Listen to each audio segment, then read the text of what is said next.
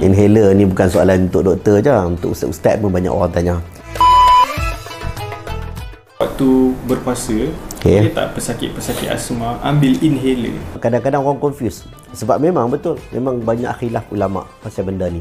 Even fatwa Malaysia pun negeri-negeri beza-beza. Okey, inhaler ni dia benda yang kita tak nampak. Dia adakah ada jirim ataupun tak ada jirim. Ulama kata kalau masuk lubang jauf kita ni benda ada jirim, ain, maka batal puasa.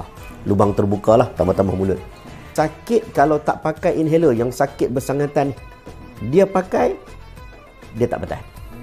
Tapi orang yang sakit, main sikit-sikit je, dia tak boleh pakai inhaler. Ataupun dia saja-saja pakai. Ya, dia pakai kalau dia sakit, okey, dia dimaafkan sebab dia sakit. Cuma kalau main saja, dia dianggap sebagai batal.